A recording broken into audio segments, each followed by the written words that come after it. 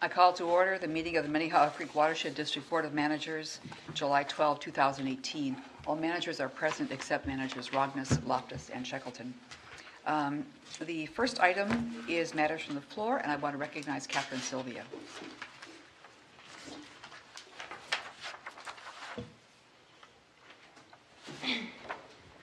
We recognize you anyway, but you know. There she is. Thank She's you. right there. Here I am. Thank you. President White, Board of Managers, I'm just here to address the board and say my goodbye, as tomorrow is my last day as the permitting program manager for the Watershed District. And I just wanted to say it has been an honor to work for an organization as progressive and mission-focused as the MCWD. I am sincerely grateful first to our administrator, James Whisker, who not only afforded me the opportunity to just join the district and become part of this organization and work in my role, but he's also served as an incredible example for leadership and for dedication in this organization and as just a professional in the working world. So I am very grateful for that. Thank you.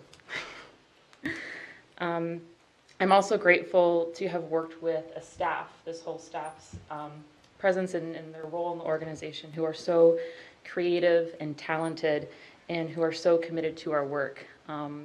Over the years, they have worked to cultivate a culture that is incredibly unique to this organization, and I appreciate how both the administrator and the board have worked to support staff in sustaining and valuing that culture. It has been a major part of why we have been successful in the work that we do. And so I'm grateful for that, and I recognize that role of our culture. And I also want to recognize the permitting department and the growth it has undertaken over the last 3 years through new employees coming in, defining their roles, and always committing to leave the department better than they found it. And I'm thankful also to the staff in the hard work that they bring every day to our department. All of their hard work has supported me in my role, and also the work that they do in serving our communities and also protecting natural resources. So I'm sad to leave. I'm very excited for what lies ahead for the department, and I know that my replacement, who I know personally, will do a really great job and will lead them well. And so with that, I have a bit ado, and thank you very much for this opportunity to work for you. Thank you. Thank you for Where your are you going? service. I'm going to Madison, Wisconsin. I'm moving there for my husband. He took a job. Dun, dun, dun, dun. I don't remember anybody ever not taking a recommendation you brought to us. All that work and all those times and all those events, and you professionally put them together, so you made our decisions so correct and easy to make. I just can't express my appreciation enough. Thank you. Thank you very much, Manager Olson. That means a lot. It was a good job. Thank you, I appreciate it. And there was a new position when you took it, and you inhabited it well and did a great job for us. So thank you so much, and I wish you well going forward. Thank you very much.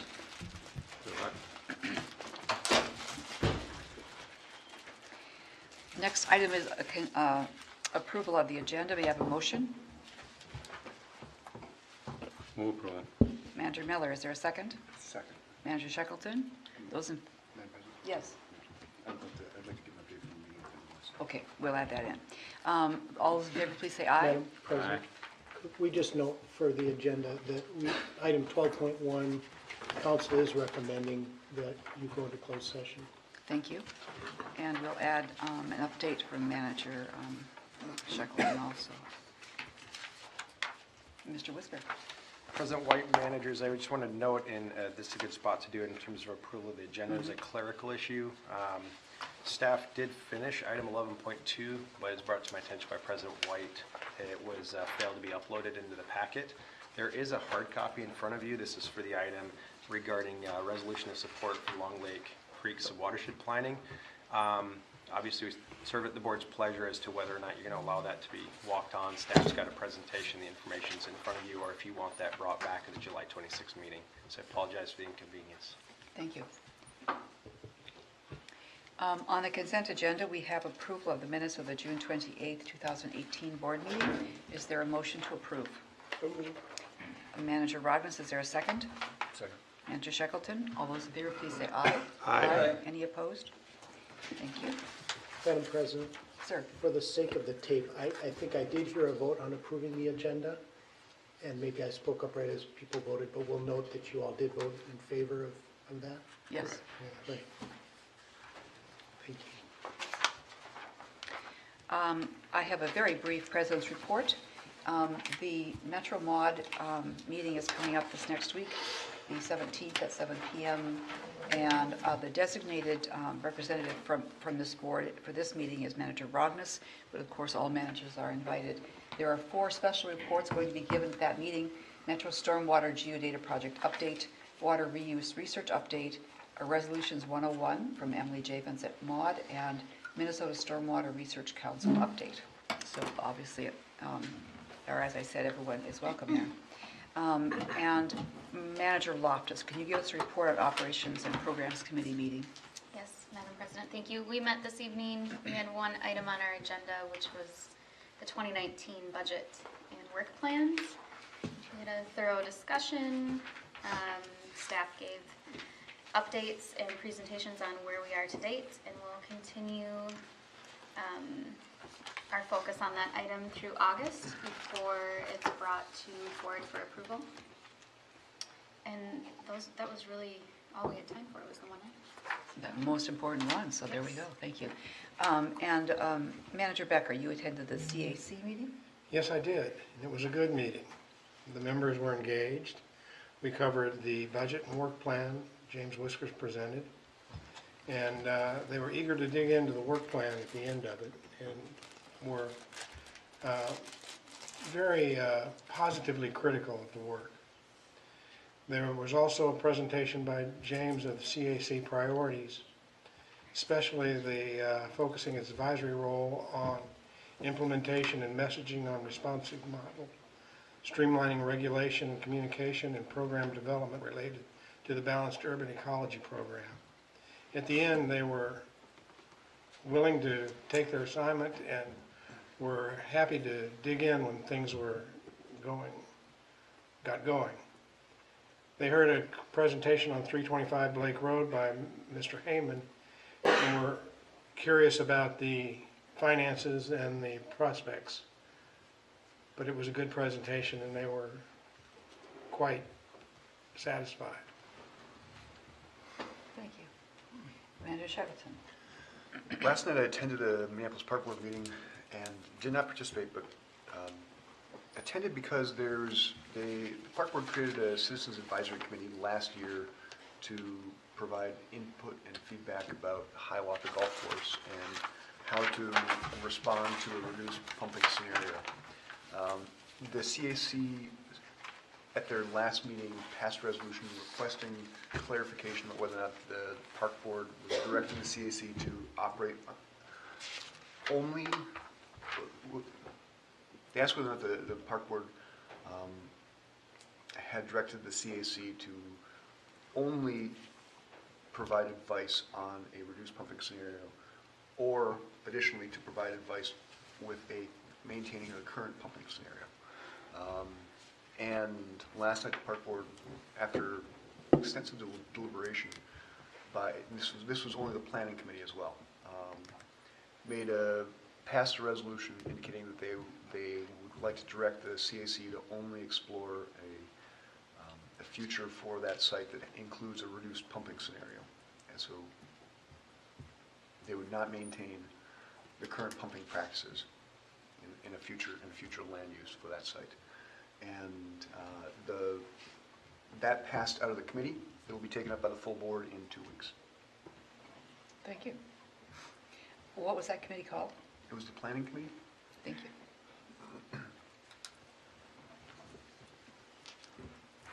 And it did not pass unanimously, which was important to note. Okay, thank you. The upcoming meeting and event schedule is as posted, as listed in the agenda. And in addition, a meeting is going to be noticed tomorrow for the Minnehaha Creek Watershed District and the Hopkins City Council. I think that Mr. Whisker will say more about that. And the next CAC is Manager Miller's assignment. Let's move to item 10.1, permit 18-273. Ms. Showalter.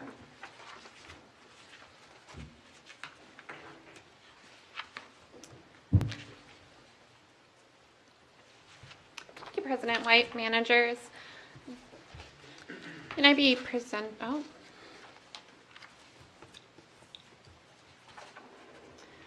I'm presenting this evening on permit 18273, the Topside subdivision, which is located at 825 Old Crystal Bay Road in the city of Orono.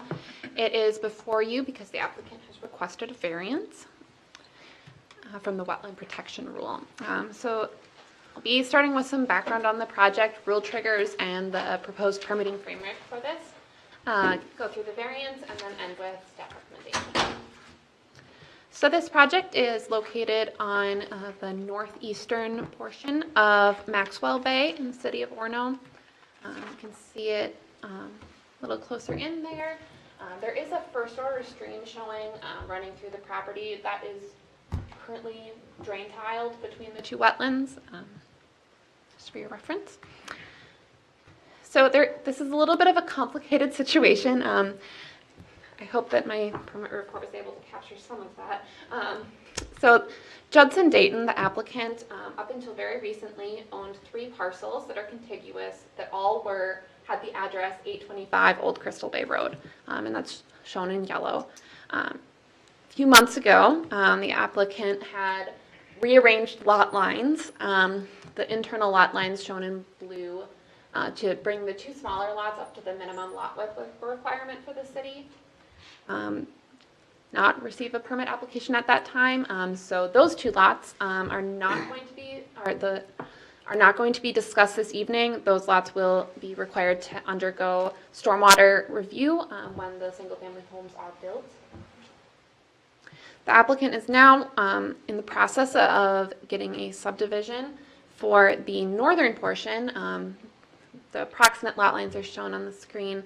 So taking the existing home and then adding an additional home site with an outlot in the northern portion for a private road. So on this portion of the project, we'll be keeping an existing home at a sizable barn guest house complex, and then building an additional home, as well as making some improvements to existing driveways and building some additional drives. So this project triggers the erosion control, stormwater management, and wetland protection rules.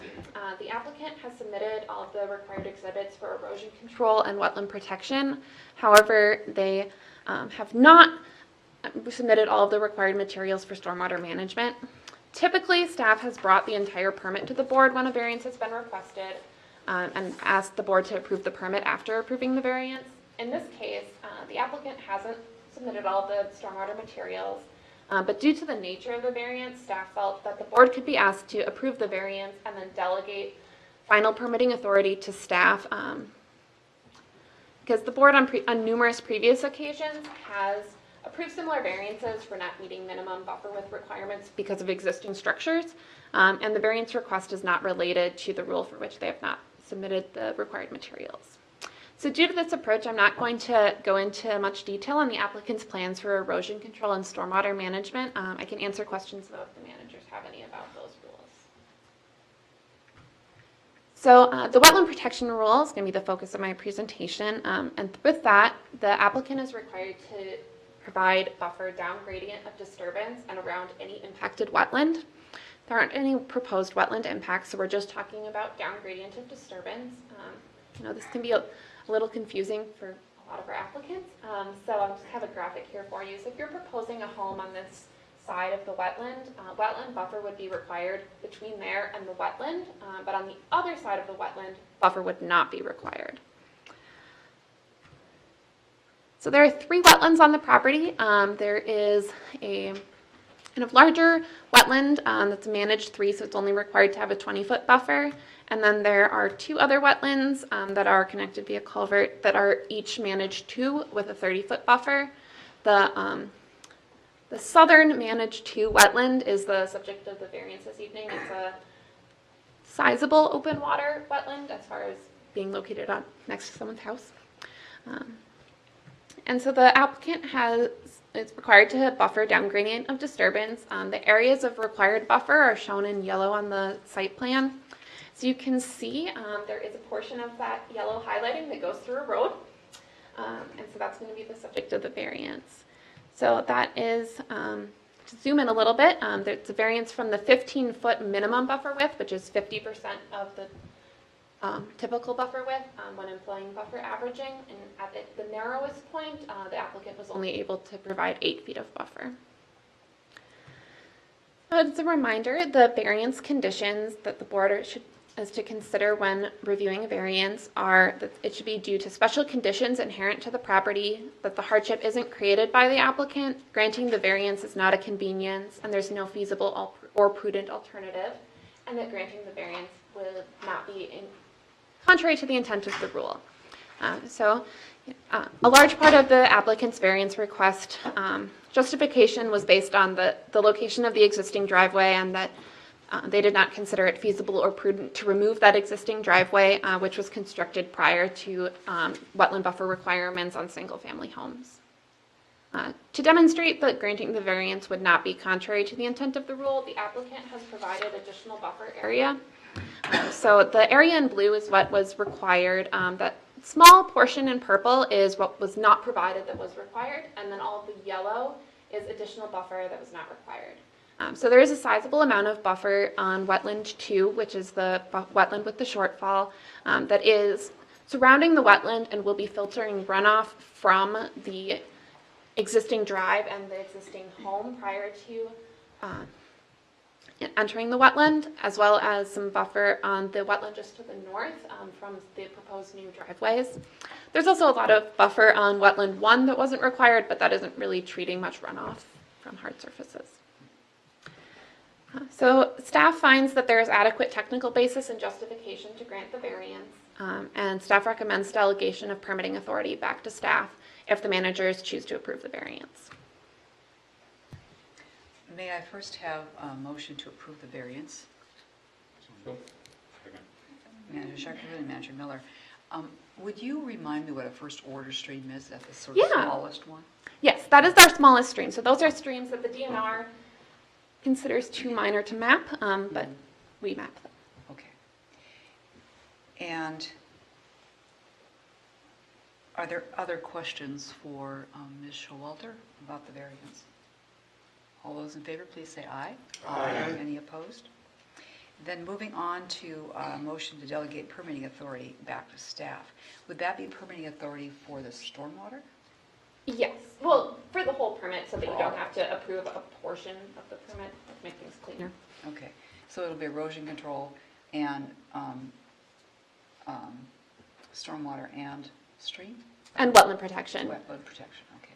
so that we'll be able to approve the buffers that your variance allows. Okay. Is there a motion to delegate permitting authority to staff for So 18273? Manager Olson, is there a second? Second. Manager Rognus, any questions? All those in favor say aye. Aye. Any opposed? Thank you. Thank you, managers. Don't hesitate to, bring it back if you need to.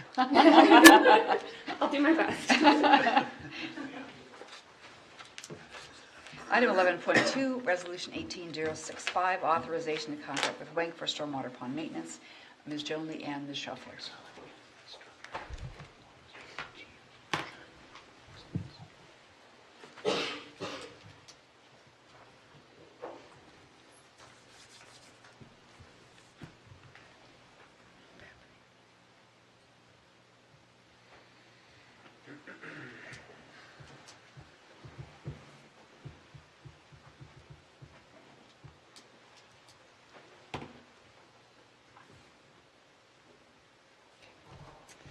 President White, fellow managers.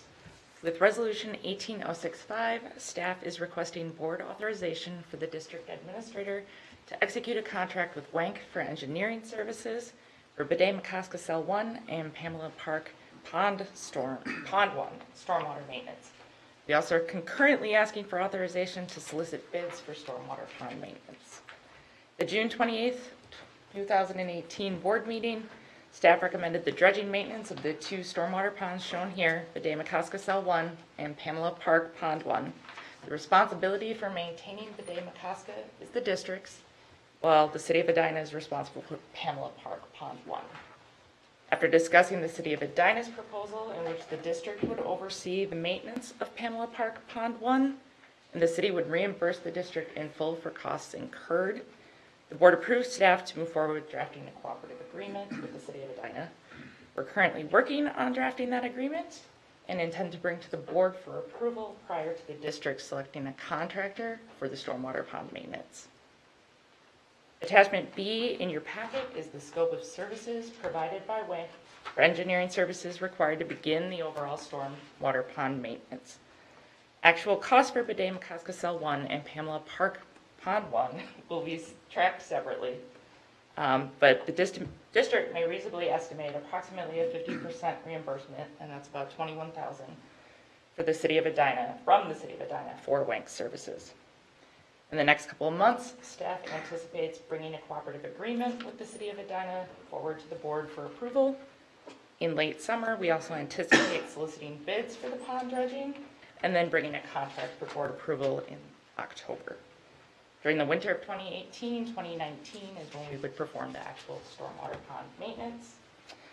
So in order to initiate that process, tonight staff is requesting the Board of Managers authorize the district administrator to execute a contract with WIC for engineering services for the stormwater pond maintenance and the further authorization to solicit bids for said maintenance. Questions? Thank you. Is there a motion to adopt the resolution? Move approval. Manager Miller, is there a second? Second. Manager Shackleton? Any questions for Ms. Tronley? All those in favor, please say aye. Aye. Any opposed? Thank you. We'll move to item 11.2. This is where Mr. Whisker explained that due to a clerical concern, this was not posted, though staff had completed it. So we have a, Mr. Fieldset? Yes. We have a printed copy here. Is it the board's desire to go ahead and hear the presentation or consider this issue? Mr. Fieldset, let's go ahead and do the presentation, and then we can always stop and, thank you, a few minutes to read this if we need.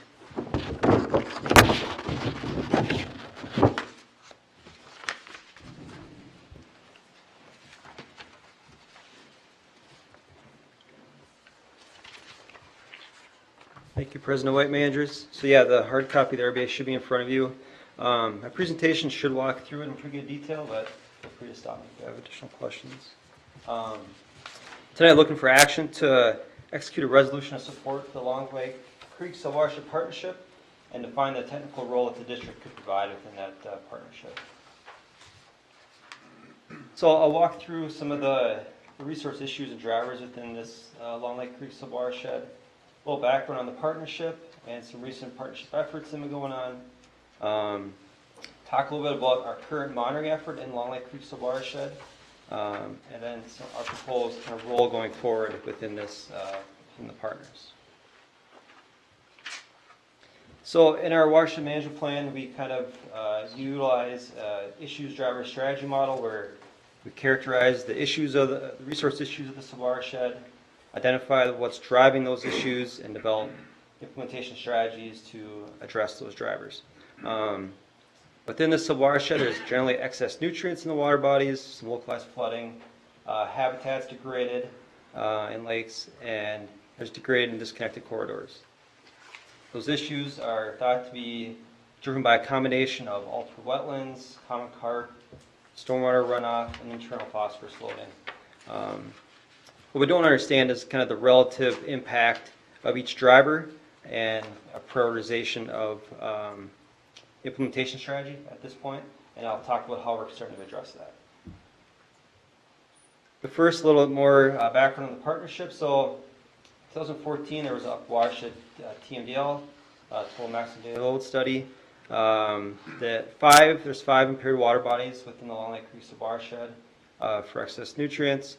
And within that TMDL, nutrient load reductions were identified for the cities of Long Lake, Medina, and Orono. 2016, the cities of Long Lake, Medina, and Orono all passed resolutions to partner with other government agencies to begin addressing these water quality issues identified in the TMDL. They identified a few potential project areas to begin looking at, including like stormwater infiltration, carp management, and wetlands and stream restoration. Along the same timeline, the Long Lake Waters Association formed. It's a nonprofit group composed of residents across Orono, Medina, and the city of Long Lake.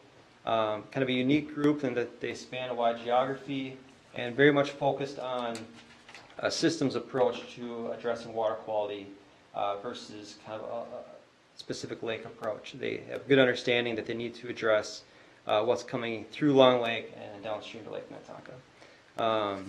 So this group really engaged the district along with the cities to begin kind of targeting some of these water resource improvements and targeted carp as maybe an initial project that the group could start addressing.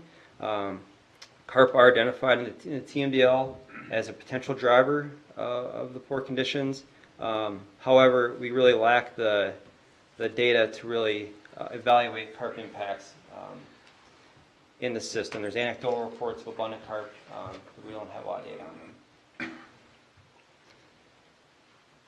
So earlier this year, the Long Lake Waters Association coordinated with the partners and attempts to develop a carp assessment scope that begin to understand carp impacts and identify some potential management strategies.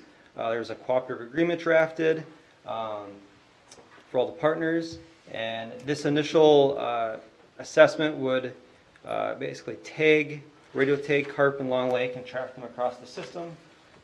There'd be electrofishing surveys to establish a carp population estimate, which could then be compared to population estimates in literature that are shown to provide ecological damage. There was some in-lake removal of obstructions in Long Lake that the commercial fisherman has identified prevents him from successfully winter seining in the lake. They had a carp removal winter seining attempt included in that. And then since there's going to be winter seining and some mass capture of carp, an aging analysis of a subset of those carp that are captured. We're all kind of part of those initial proposal. The district was most interested in the data collection aspects of this scope, so particularly the carp population estimate and the aging analysis, information that would help provide us on the carp impacts in the system. So kind of the proposed partner contributions in this initial assessment. Total cost was $37,530. Initially, the cities of Orono and Medina staff were proposing a $10,000 contribution. City of Long Lake identified about $5,000 and would have managed the agreement and the contract for the work. And the Long Lake Waters Association was going to contribute $5,530, and the district identified about $7,000 as a potential contribution. On April 26, 2018, the district board approved partnering and contributing up to $7,000, however contingent upon all partners fully engaging and participating as was proposed in the agreement. The cities took it back to their council for consideration. The city of Orono took no action on the item and tabled the item. City of Medina agreed to contribute up to the $10,000 as they proposed, and the city of Long Lake agreed to contribute up to $5,000 as they proposed. As we were discussing next steps, Long Lake Waters indicated that times of the essence to begin the project as their start date was nearing. Without all partners at the table, they decided they wanted to move ahead with Long Lake and Medina, who have both given approval to partner on a scaled-down assessment. The scaled-down assessment only tackles a couple aspects of the original scope, so they have radio-tagged carp in Long Lake and are tracking them, and they will be conducting population surveys in Long Lake. So this data will still, provide us and the partners data to kind of evaluate carp impacts in Long Lake. So as we continued, city staff at Long Lake and Medina and the Long Lake Waters Association continue to inquire about the district's role moving forward in this current project, as well as future phases of work. And we, with the watershed data that the district is already collecting out there, identify that the district could fit a good technical role in the partnership, given our expertise in water resource management. And this is something the partners are definitely very interested in the district participating in this role. So a little bit about the existing work we're already doing along Lake Creek watershed and contributing towards this partnership. In 2017, identified several data gaps that were needed to really identify the drivers of the system and start prioritizing implementation strategies. So over the last 2 years, 2017 to 2018, the district has added additional monitoring stations in the sub-watershed to start answering these questions. And that represents about $13,000 of a contribution that we made towards the partnership already. And these are a couple maps showing our monitoring locations over the last couple years. Basically, filling in these data gaps and to really identify kind of the nutrient loads coming through into Long Lake and downstream into Lake Minnetonka. So kind of evaluating our role in the partnership going forward, we reviewed kind of the current carp assessment. Feels pretty sufficient to characterize potential carp impacts in Long Lake.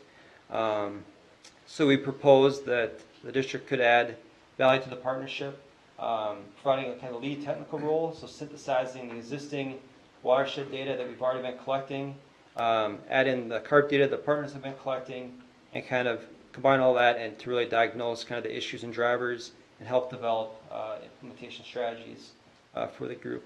And to regularly convene the partners and just help them kind of identify, recommend, and prioritize implementation going forward.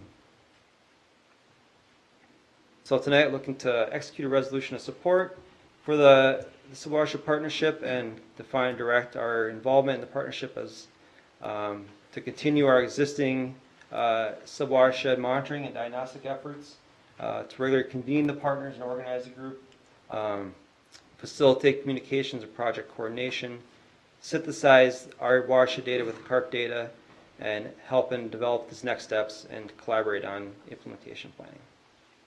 With that, I can take any questions. Thank you, Mr. Fieldstaff. Is there a motion to adopt Resolution 18066?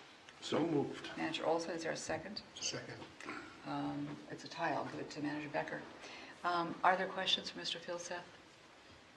All those in favor, please say aye. Aye. Any opposed? Thank you. Yep.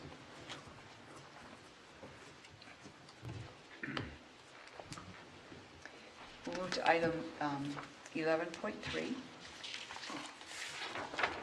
Resolution 18067, Mr. Beck.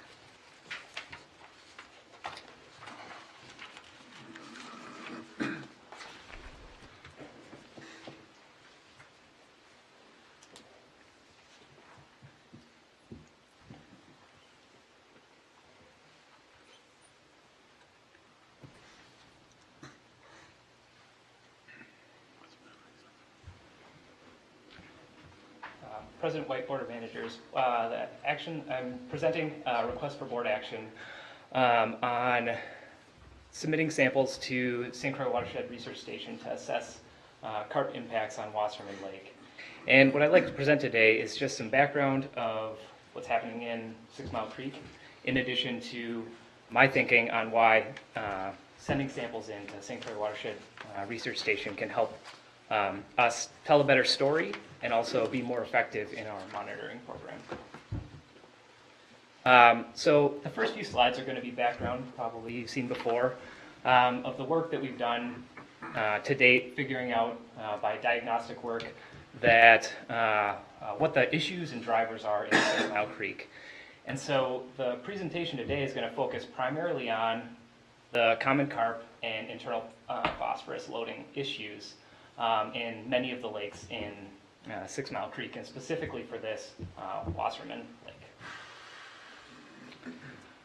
Based on the diagnostic work that we've done and figuring out where the issues are, in addition to the areas that we want to focus on, staff has come up with their implementation strategy for improving water quality in 6 Mile Creek.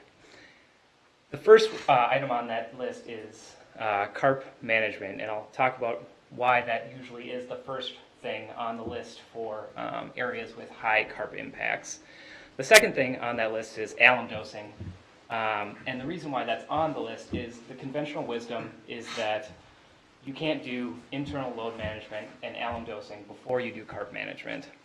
And the reason I wanted to bring this up is for the fact that I want to use evidence-based decision making instead of just using conventional wisdom to figure out when we're going to do things and how we're going to do them.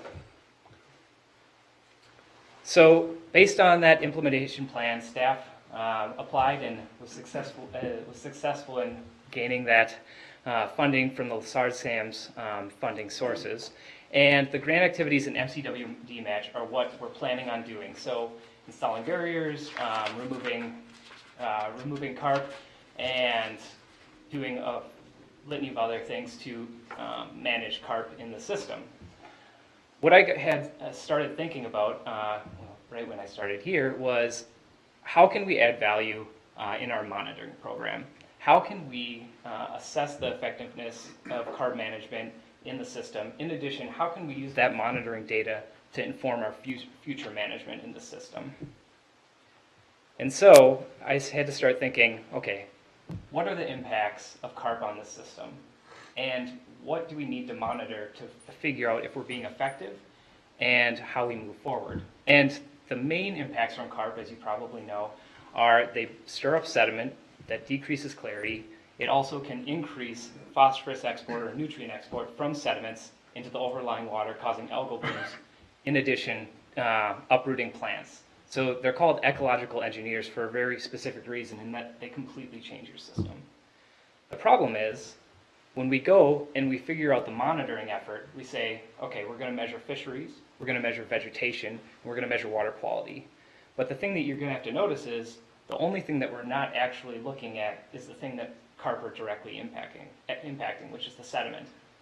So my question is, how are these all related? They're all surrogates for the impact on sediment. The problem is nobody's monitoring it that I know of because it's hard to do. So I came up with an approach. I started doing some literature review and started contacting labs that I knew that could potentially have lab methods that could answer this question for me. So I contacted St. Croix Watershed Research Station because they have used sediment analyses to figure out how hurricanes impact sediment resuspension, how wind resuspension impacts sediment resuspension in Lake of the Woods, or in the hurricanes are in Florida, not Minnesota. And they came up with a method that they said, okay, I think this might fit the bill for what you're looking for. And so I wanted to say, okay, this is a method that we're not sure what the data is going to look like exactly. We have an idea, but we really need to get some before data on the carp management. So we decided to use Wasserman Lake as a pilot study for this. And I'll talk a little bit more why we picked Wasserman Lake. And the cost for this would be around $8,000 for lab costs.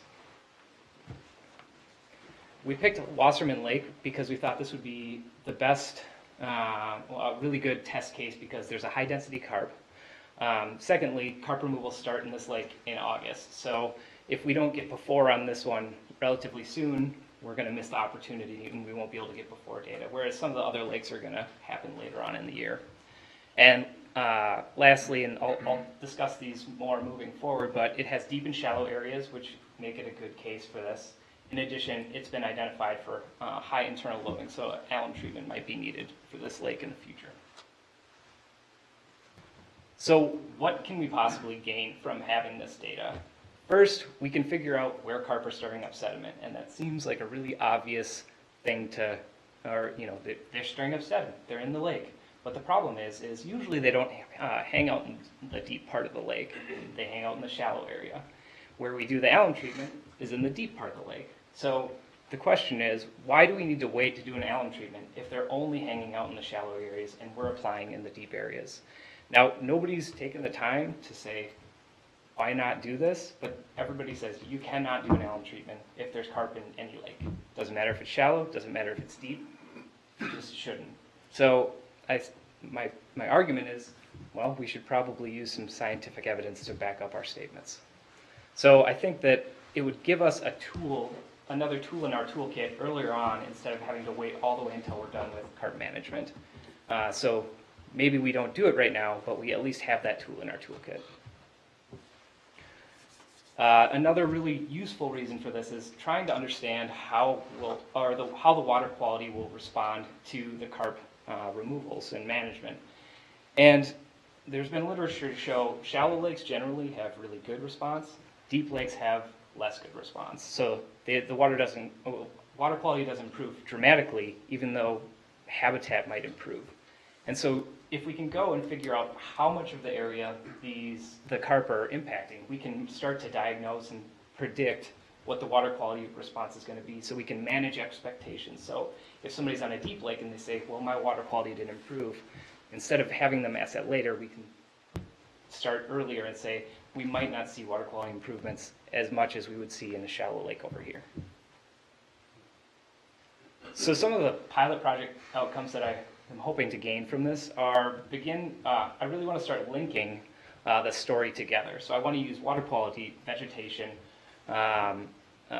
fisheries, and also the thing that we're impacting, sediment, to tell a holistic story of how we're improving this system, because really we're taking out the engineers that have completely changed the system.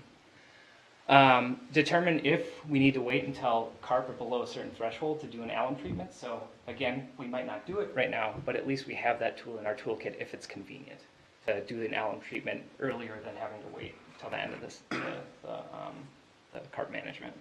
And lastly, determine if this is a viable method for measuring carp impacts on sediment, and see if we can use this to expand to system-wide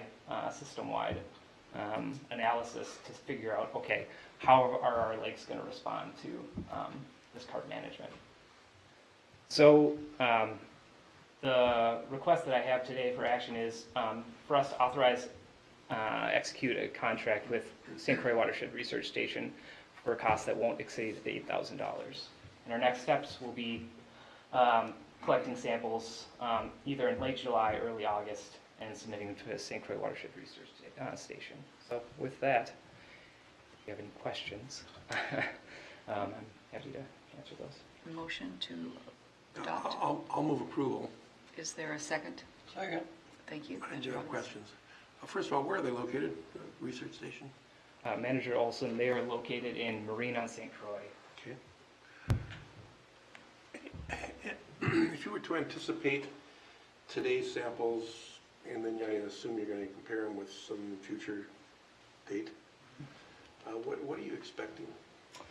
What I expect is that as we move towards fewer carp, that you're going to see lower impact in shallow areas. And that will tell us, number one, okay, we're improving the sediment conditions, which will improve vegetation conditions, which will improve water quality conditions. The other thing, that's the direct measure that I'm hoping to get at. The bigger picture question that would be really great to be able to answer for us specifically, and then for managers everywhere, is where along the continuum on shallow and deep lakes are you going to see really good improvements, and which lakes can you do an alum treatment now, or which lakes do you have to wait? So really the direct measure that we should be able to see is carp aren't impacting sediments anymore. But the big picture is, how can we use that? Thank you. Other questions for Mr. Beck? Manager Becker? Mr. Beck, does this budget include the costs for the after analysis? Manager Becker will be doing that. The laboratory analysis. This is only for the pre-laboratory analysis. So there's another appropriation to come. Potentially, we'll be able to figure out if it is a useful method from the before data. Specifically because I picked it because it's a deep lake, and we should see no impacts in the deep areas and impacts in the shallow areas, so we can actually use in-lake data to confirm whether it's working or not, and then we can decide to move forward from there. Thank you. Manager Miller. Who is this testing lab? Manager Miller, the testing lab is a lab that falls within the Science Museum. So they were developed to do applied research for watersheds. And so they focused heavily on, just as some background, on looking at sediment. And some of the studies they've looked at, if you're familiar with Lake Pepin, is the group that showed post-European impacts on sediment transport began to fill in Lake Pepin. And so they're the ones that came up with conclusive evidence based on sediment, how the Minnesota River Valley is impacting that. So they're a really interesting organization. Manager Miller. How do you do your course at approximately the same place? GPS. Okay. So, you put a hole in and pull the core out, and then do you do, a foot away or 2 feet away, or how do you do the second core? The assumption when you're doing that is you can think about it on a large scale spatial variability. But really we're assuming that if we do a core a foot or two apart, they should be pretty similar because the impact should be similar. All right. Anything else? All those in favor say aye. Aye. Any opposed? Thank you.